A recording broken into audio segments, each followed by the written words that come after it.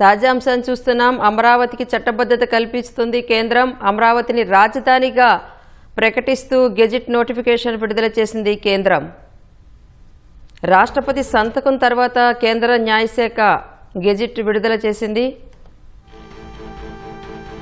తాజా అంశాన్ని చూస్తున్నాం. ఆంధ్రప్రదేశ్ రాజధానిగా అమరావతిని ప్రకటించింది కేంద్రం. అమరావతికి చట్టబద్ధత కల్పించింది కేంద్రం.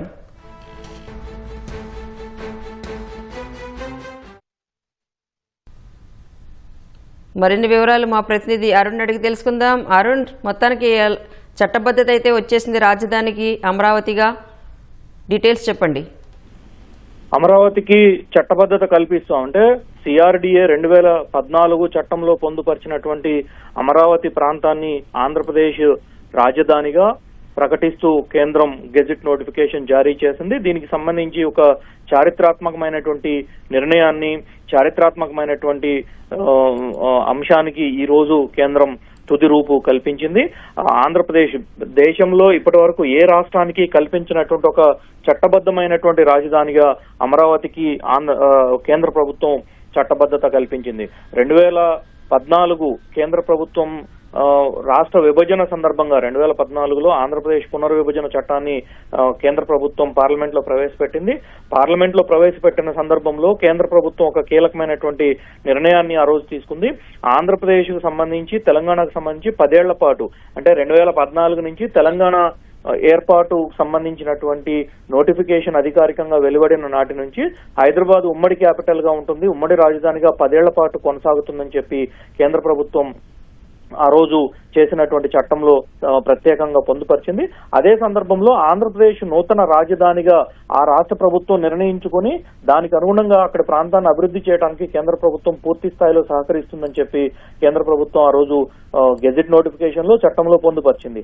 ఆ మేరకు 10 ఏళ్ల పాటు ఉమ్మడి రాజధానిగా హైదరాబాద్ కొనసాగినటువంటి నేపథ్యంలో జూన్ 2024తో ఆ గడువు ముగియటంతో ఆంధ్రప్రదేశ్ కు నూతన రాజధానిగా కొత్త ప్రాంతాన్ని ప్రకటించాల్సినటువంటి పరిస్థితి ఏర్పడింది.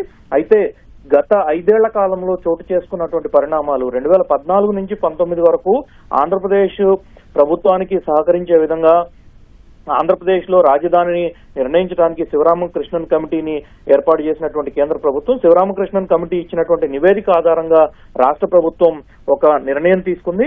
అన్ని ప్రాంతాలకు, అటు రాయలసీమ ఇటు ఉత్తరాంధ్ర ప్రాంతాలకు అన్నిటికీ కూడా సరి సమానమైనటువంటి దూరాన్ని ఉండే విధంగా ఒక ప్రాంతాన్ని ఎంపిక చేసుకోవచ్చు అని చెప్పి శివరామకృష్ణన్ కమిటీ నిర్ణయించింది. ఆ మేరకు విజయవాడ, గుంటూరు మధ్య ఉన్నటువంటి ఒక చారిత్రాత్మకమైనటువంటి ప్రదేశము అమరావతిని రాజధానిగా ఏర్పాటు చేసుకున్నాము. దాదాపు 29 గ్రామాల పరిధిని అటు గుంటూరు ఇటు విజయవాడ మధ్యలో ఉన్నటువంటి ప్రాంతాన్ని పూర్తి స్థాయిలో అమరావతిగా ఎంపిక చేస్తూ 2014లోనే సిఆర్డిఏ చట్టాన్ని ఆంధ్రప్రదేశ్ ప్రభుత్వం తీసుకొచ్చింది. సిఆర్డిఏ చట్టంలో నోటిఫై చేసినటువంటి ప్రాంతాన్ని అమరావతిగా ఎంపిక చేసింది. అయితే 2019, 2024లో జరిగినటువంటి పరిణామాలు, అప్పటి ప్రభుత్వం తీసుకున్నటువంటి 3 రాజధానుల నిర్ణయము, దాంతో పాటుగానే ఎక్కడ ఎలాంటి అభివృద్ధి కార్యక్రమాలు చేపట్టకపోవటము, అప్పటి వరకు చేసినటువంటి అమరావతిలో చేపట్టినటువంటి కార్యక్రమాలు కావచ్చు, భవనాలకు సంబంధించినటువంటి నిర్మాణ ప్రదేశాలు, వీటన్నిటిని పాడుబడే విధంగా గత ప్రభుత్వం చేసినటువంటి మీదట ఇప్పుడు 2024 ఎన్నికల తర్వాత వచ్చినటువంటి ఈ ప్రభుత్వము దానిపైన ప్రధానంగా దృష్టి సారించింది.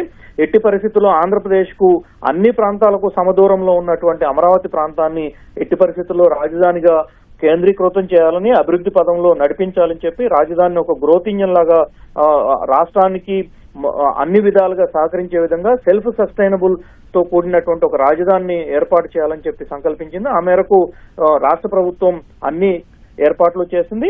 ఇటీవల రాష్ట్ర ప్రభుత్వం గత 2 మాసాలుగా కేంద్ర హోంశాఖ దీనిపైన పూర్తి స్థాయిలో కసరత్తు జరిపింది. అనంతరం ప్రధానమంత్రి నేతృత్వంలో జరిగేటువంటి కేబినెట్ ముందుకు ప్రత్యేకమైనటువంటి నోట్ను పంపించగా ప్రధాని కార్యాలయం దానిపైన ఒక కీలకమైనటువంటి సూచనను చేసింది. ఆంధ్రప్రదేశ్ ప్రభుత్వం 2014లో చేసినటువంటి 2014-18 మధ్య కాలంలో చేసినటువంటి తీర్మానంలో తర్వాత వచ్చినటువంటి ప్రభుత్వం మార్పులు చేసింది కాబట్టి ఆ మార్పులకు అనుగుణంగా ఇప్పుడు మరొకసారి తీర్మానం చేయాలని చెప్పి ఆంధ్రప్రదేశ్ అసెంబ్లీని కోరింది. ఆ మేరకు గత నెల 28వ తేదీన ఆంధ్రప్రదేశ్ ప్రభుత్వం తీర్మానం చేసిన తర్వాత రాష్ట్ర ప్రభుత్వం పంపినటువంటి తీర్మానాన్ని కేంద్ర ప్రభుత్వం పరిగణలోకి తీసుకొని ఈ నెల 1వ తేదీన పార్లమెంట్ లో లోక్సభలో ప్రవేశపెట్టింది. లోక్సభలో ప్రవేశపెట్టిన వెంటనే దీనిపైన చర్చ జరిగింది. దాదాపు 2.5 గంటల పాటు లోక్సభలో. ఆ తదుపరి ఏప్రిల్ 2వ తేదీన, అంటే ఈ నెల 2వ తేదీన రాజ్యసభలో కూడా చర్చ జరిగింది.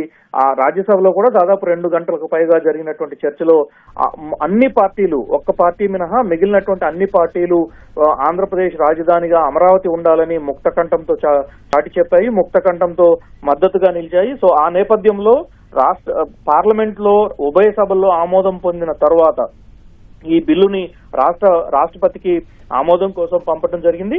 ఆమోదం గత 3 రోజులుగా, అంటే శుక్రవారం, శనివారం, ఆదివారం 3 రోజులు సెలవు దినాలు కావడంతో రాష్ట్రపతి ఈ రోజు దానిపైన పరిశీలించి ఈ రోజు సాయంత్రం నిర్ణయం తీసుకోవడము, రాష్ట్రపతి ఆమోదం తర్వాత వెనువెంటనే కేంద్ర ప్రభుత్వం గెజిట్ నోటిఫికేషన్ కూడా జారీ చేసింది. ఈ మేరకు కేంద్ర న్యాయ మంత్రిత్వ శాఖ ఒక కీలకమైనటువంటి గెజిట్ నోటిఫికేషన్ కొద్దిసేపటి క్రితమే ఆన్లైన్ లో అప్డేట్ చేసింది. ఆంధ్రప్రదేశ్ పునర్విభజన సవరణ చట్టం 2026గా పిలుచుకునేటువంటి ఈ చట్టాన్ని కేంద్ర ప్రభుత్వం నోటిఫై చేస్తుందని 2024 జూన్ 2వ తేదీ నుంచి అమరావతి ఆంధ్రప్రదేశ్ రాజధానిగా ఉంటుంది అని చెప్పి కేంద్ర ప్రభుత్వం గెజిట్ నోటిఫికేషన్ లో స్పష్టం చేసింది.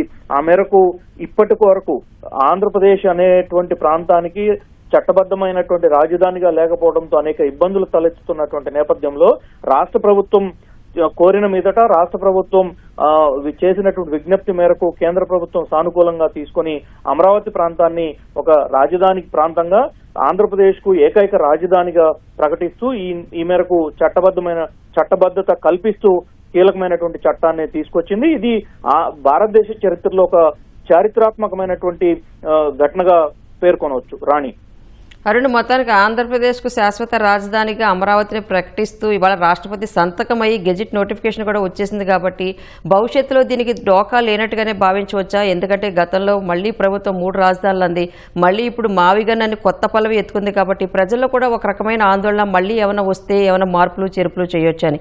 అంటే ఇది మొత్తం ఈ చాప్టర్ క్లోజ్ అయినట్టేనా? ఇంకా వాస్తవానికి ఒక చట్టాన్ని సవరణ చేసేటువంటి అవకాశము అన్ని ప్రభుత్వాలకు ఉంటుంది. కానీ ఆంధ్రప్రదేశ్ కు సంబంధించినటువంటి రాజధాని ప్రాంతాన్ని ఎంపిక చేసి దాన్ని చట్టబద్ధత కల్పించినటువంటి నేపథ్యంలో తిరిగి ఆంధ్రప్రదేశ్ ప్రభుత్వం ఎలాంటి చర్యలు తీసుకున్నా ఇది మా పరిధిలో ఉన్నది, లేకపోతే మీకు సంబంధం లేనటువంటి వ్యవహారం అని చెప్పి కేంద్ర ప్రభుత్వాన్ని ధిక్కరించి చేసేటువంటి పరిస్థితి అయితే ఈ చట్టానికైతే లేదు.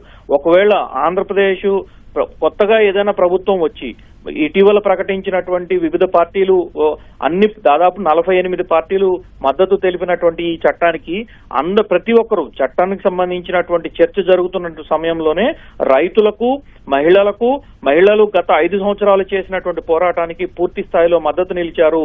ఆ పోరాటానికి ఫలితంగానే ఈ రోజు చట్టబద్ధత కల్పిస్తున్నామని చెప్పి అన్ని పార్టీలు ముక్త కంఠంతో మద్దతు తెలిపాయి. ఆంధ్రప్రదేశ్ నుంచి ప్రాతినిధ్యం వహిస్తున్నటువంటి ఒకే ఒక్క పార్టీ మాత్రం దీనికి మద్దతు తెలపలేదు.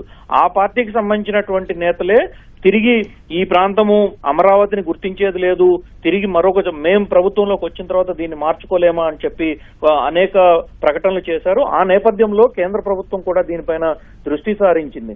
అయితే ఆంధ్రప్రదేశ్ రాజధాని నిర్మాణానికి కేంద్ర ప్రభుత్వం ఇప్పటికీ ఈ ప్రభుత్వం 2024లో కొత్తగా ప్రభుత్వం ఏర్పాటు వచ్చిన తర్వాత దాదాపు 15,000 కోట్ల రూపాయలకు పైగా ఆంధ్రప్రదేశ్ కు ఆర్థిక సహకారం అందిస్తా ఉంది.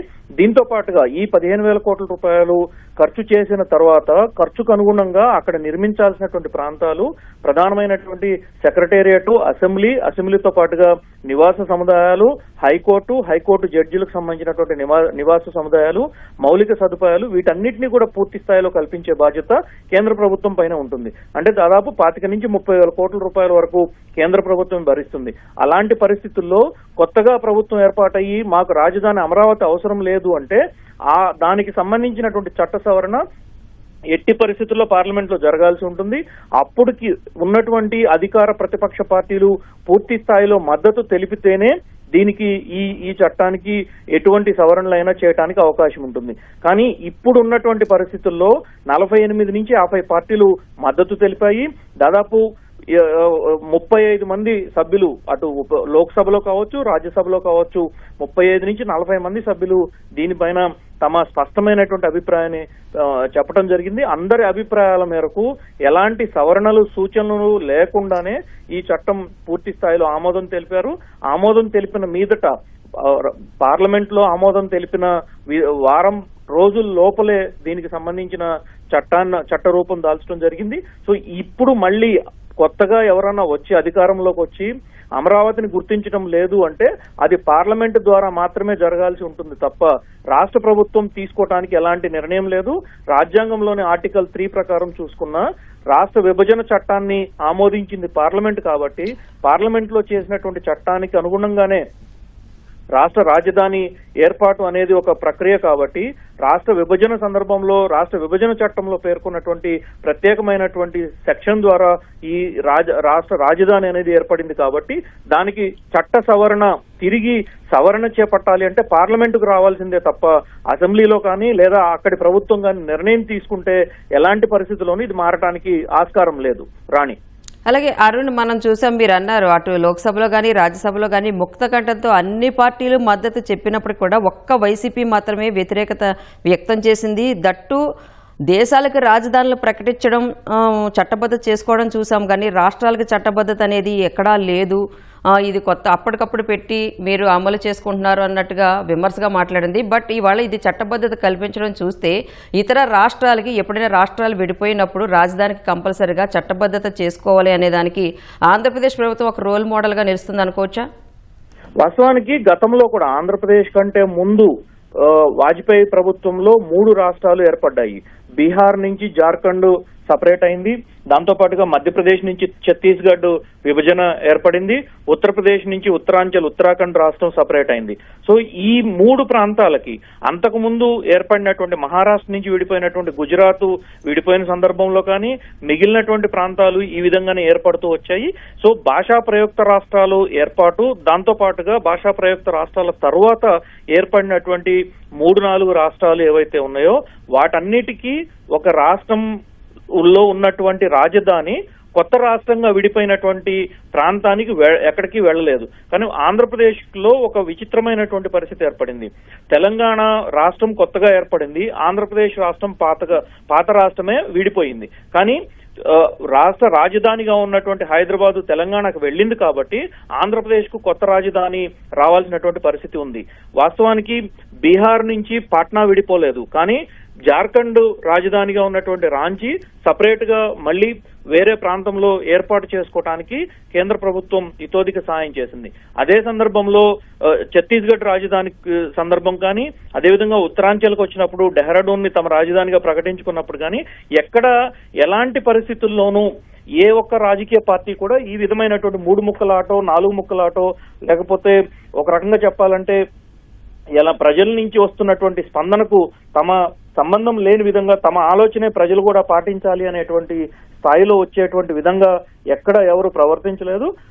ఉత్తరాఖండ్ రాష్ట్రం ఏర్పడిన తర్వాత డెహ్రాడూన్ రాజధానిగా ఏర్పాటు చేసుకుంటున్నట్లు రాష్ట్ర ప్రభుత్వమే నిర్ణయం తీసుకుంది. దానికి అనుగుణంగా అభివృద్ధి కార్యక్రమాలు చేపట్టుకుంటూ వెళ్ళింది. అదే సందర్భంలో జార్ఖండ్ రాజధానిగా రాంచీ ఏర్పాటైంది. ఛత్తీస్గఢ్ రాజధానిగా మరో ప్రదేశాన్ని ఏర్పాటు చేసుకున్నప్పటికీ వారంతా ఎక్కడికక్కడ అభివృద్ధి కార్యక్రమాలు కొనసాగించుకుంటూ పోయారు. కానీ ఆంధ్రప్రదేశ్కి వచ్చేటప్పటికి రాజధానిగా ఉన్నటువంటి ప్రాంతం తెలంగాణకి, అంటే కొత్తగా ఏర్పడినటువంటి తెలంగాణకి పాత ప్రాంతమే రాజధానిగా వెళ్లిపోయింది. కాబట్టి ఆంధ్రప్రదేశ్ కు కొత్త రాజధాని ఏర్పడింది. గత 5 సంవత్సరాల్లో వచ్చినటువంటి పరిస్థితుల మేరకే చట్టబద్ధత కల్పించాల్సినటువంటి పరిస్థితి ఇప్పుడు అమరావతికి తలెత్తింది. అది చారిత్రకంగా మారుతోంది. రైట్, ధన్యవాదాలు.